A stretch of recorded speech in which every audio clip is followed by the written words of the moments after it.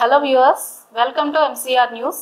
నేను మీ బిందు. మన రాష్ట్ర ముఖ్యమంత్రి గౌరవనీయులైన శ్రీ యనుమల రేవంత్ రెడ్డి గారు ఆయన ఎన్నికల ప్రచారంలో భాగంగా ఎన్నో పథకాలనైతే అమలు చేశారు. వీటి ద్వారానే తెలంగాణ ప్రజలలో ఆయన ఎంతో ఆదరణ పొందారు. ఆయన ముఖ్యమంత్రిగా ఎంపికైన 100 రోజుల్లోనే వీటిని అమలు చేస్తానని ప్రచారంలో భాగంగానే అందరికీ తెలిపారు. అలాగే తెలంగాణ రాష్ట్రంలో తిరుగులేని పార్టీ అయిన బీఆర్ఎస్ ను సైతం పక్కకు నెట్టి తెలంగాణ పార్టీ రాష్ట్ర ముఖ్యమంత్రి అభ్యర్థిగా ఆయన అందరి అంచనాలను తలకిందులు చేస్తూ ముఖ్యమంత్రిగా ఎంపికయ్యారు. ఆయన ప్రమాణ స్వీకారం చేస్తూనే తను ఇచ్చిన ప్రతి ఒక్క హామీని 100 రోజుల్లోనే పూర్తి చేస్తానని మరోసారి తెలంగాణ ప్రజలందరి ముందు మాట ఇచ్చారు. అయితే కేవలం ఉచిత బస్సు ప్రయాణం, ఈ ఉచిత బస్సు ప్రయాణం అనేది మాత్రమే తెలంగాణ ఆడపడుచులకు తెలంగాణ రాష్ట్రంలో ఎక్కడి నుంచి ఎక్కడికైనా ప్రయాణించే విధంగా వెసులుబాటు కల్పించారు. మరి ఇందులో రెండవది గృహజ్యోతి పథకం. 200 యూనిట్ల లోపు కరెంటు బిల్లుకు గాను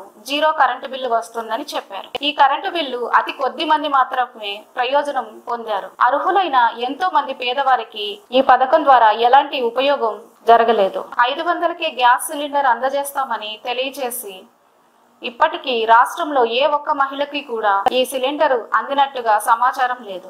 అలాగే ఒంటరి మహిళలకు, వివాహితులైన ప్రతి తెలంగాణ ఆడపడుచుకు 2500 రూపాయలు పెన్షన్ రూపంలో అందజేస్తామని చెప్పారు. ఇప్పటి వరకు కూడా ఏ ఒక్కరికి గాని ఈ పథకాన్ని అందజేసినట్టుగా ఎక్కడ దాఖలాలు లేవు. మరి ఇచ్చిన 13 హామీలలో కేవలం 3 మాత్రమే నెరవేర్చి మిగిలిన 10 హామీలను గాలి కొదిలేశారా, లేక తెలంగాణ ఆడపడుచుల ఓట్లు గెలుచుకోవడానికే ఇలాంటి హామీలను ఆయన ప్రకటించారా?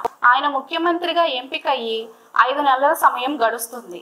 అంటే సుమారుగా 150 రోజులు. ఆయన 100 రోజుల్లోనే పూర్తి చేస్తానన్న హామీలను 150 రోజులకు కూడా పూర్తి చేయలేదు. ఇదేమని ఆయనను ప్రశ్నిస్తే ఖజానాలో డబ్బు మొత్తం ఖాళీ అయిందని, మాజీ ముఖ్యమంత్రి గారు మొత్తం ఊడ్చేశారని సమాధానం చెప్తున్నారు. ఈ విషయమే ఆయన 22 సార్లు ఢిల్లీకి వెళ్లి వచ్చారా? దీనికోసం ఏమైనా చర్చలు జరుపుతున్నారా? అసలు ఈ పథకాలన్నిటినీ అమలు చేస్తారా లేదా? తెలంగాణ ప్రజలు ఆయనను ఎంతగానో నమ్మి ఓటేశారు. మార్పు రావాలి, కాంగ్రెస్ రావాలి అని ప్రచారంలో భాగంగా అందరితోనూ ఆయన ఇదే నినాదాన్ని పలికించారు. మరి 150 రోజుల్లో ఎలాంటి మార్పును తెలంగాణ ప్రజలు చూడలేదు. అసలు ఈ పథకాలన్నిటికీ ప్రజాపాలన అప్లికేషన్స్ ప్రజలందరూ కూడా ప్రభుత్వ అధికారులకు అందజేశారు. మరి ఈ అప్లికేషన్స్ అన్ని ఏమయ్యాయి? ప్రభుత్వ అధికారులు వీటిని పరిశీలిస్తున్నారా?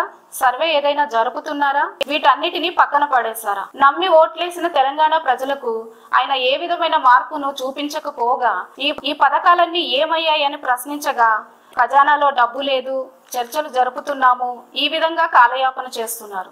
ఈ పథకాలన్నీ తెలంగాణలో అసలు అమలవుతాయా? నమ్మి ఓట్లేసిన ప్రజలకు ముఖ్యమంత్రి యనుమల రేవంత్ రెడ్డి గారు ఏమని సమాధానం చెప్తారు?